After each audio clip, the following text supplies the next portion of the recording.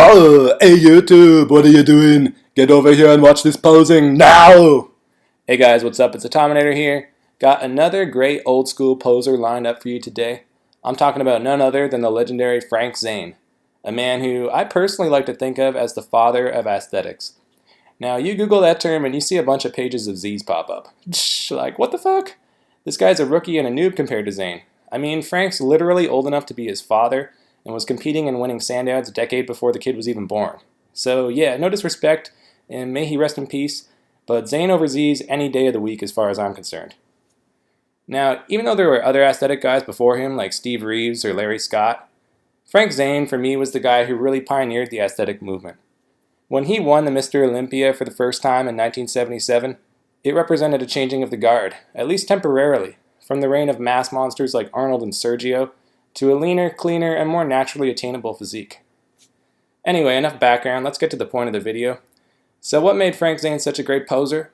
Well, truth be told, after watching some of his routines right after doing my last video on Ed Corney, arguably the greatest poser of all time, it's obvious to me that Frank wasn't as good of a poser as Corney, strictly speaking. He wasn't as silky smooth in his movements, nor as graceful in his transitions. But Frank did have a distinct advantage over Corney physique-wise, in that he was more streamlined and symmetrical. This allowed him to hit some truly iconic, statuesque poses like these you're seeing here that let's say a structurally gifted guy like Corney simply couldn't pull off. But like Corney, and pretty much all old school bodybuilders for that matter, Frank was a total class act. He kept things professional and tasteful, presenting his body as a work of art, rather than a freak show or something akin to a male stripper like so many modern day bodybuilders you see prancing and gyrating around on stage these days. Furthermore, Frank rarely, if ever, hit the same pose twice during a routine. He simply had so many amazing shots in his arsenal, he never needed to. And this really allowed him to showcase his physique to the fullest from every angle. These things are what made him the aesthetic icon that he was and still is to this day. Not to mention one of the greatest posers ever. But of course, actions speak louder than words, and if a picture's worth 1,000 words, then a video must be worth 1,000 pictures or something like that, right? So yeah, let's go ahead and check out some footage of the man in action. You can see what I'm talking about. Yeah, so that right there, that's a silhouette of a champion. So this is from the 1983 Mr. Olympia. This was his final Mr. Olympia. He retired after this, after having competed for over 20 years actually. And it wasn't his best shape or condition.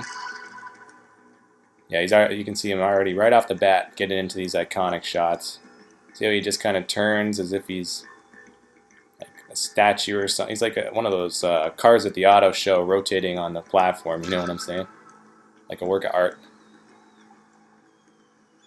Yeah, I was saying this wasn't his best shape, but that's not really what the video is about. It's not about his best shape, it's about his posing. Skill at presenting his physique, and I think that this video right here is ample evidence for why Zane is one of the best posers of all time.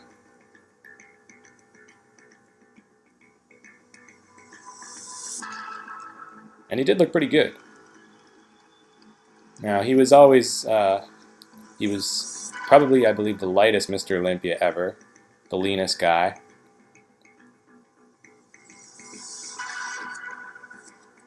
But he also had one of the tightest waistlines of any Mr. Olympia to go along with that. The only guy whose waist was smaller than Frank's was Sergio Oliva, believe it or not. So that tight waistline really helps accentuate his V-taper and improve his symmetry. Yeah, just like every pose almost is just this statuesque. It's like literally watching I said in the last video that watching Ed Corney was like watching a Greek statue come to life. Well, ditto for Frank Zane, if not even more so. Now the thing with Zane is, like I mentioned, I feel like he wasn't as smooth as Corney in his movements and transitioning in and out of poses. But once he got into the pose and he hit it, man, he crushed it. So I feel like Frank was maybe better for pictures and stuff, whereas Corney was more suited for video. Not to take away from Frank at all, I mean, he's amazing nonetheless, but Corney was just supernatural. in his smoothness. But yeah, even like, see how he rarely hits any mandatories, and even when he does, he kind of twists or does it in a fashion where it's more aesthetic, slightly tweaked version to really kind of make it his own. I wish more guys did this, you know. I wish we would see more kind of creativity on stage, you know, in terms of the poses that they hit, rather than just, especially these days, it's oftentimes brutal. They just go out and they hit a bunch of front double biceps and most musculars and call it a day. It's like, come on, guys, put some effort into this. Yeah, that one right there, the hands over the head, just legendary status. Pretty good lat spread. You can see with the tight waistline I was mentioning earlier. That really coming into play there. Yeah, just like so much variety and creativity in his routines. You can tell he really practiced, put a lot of effort into this.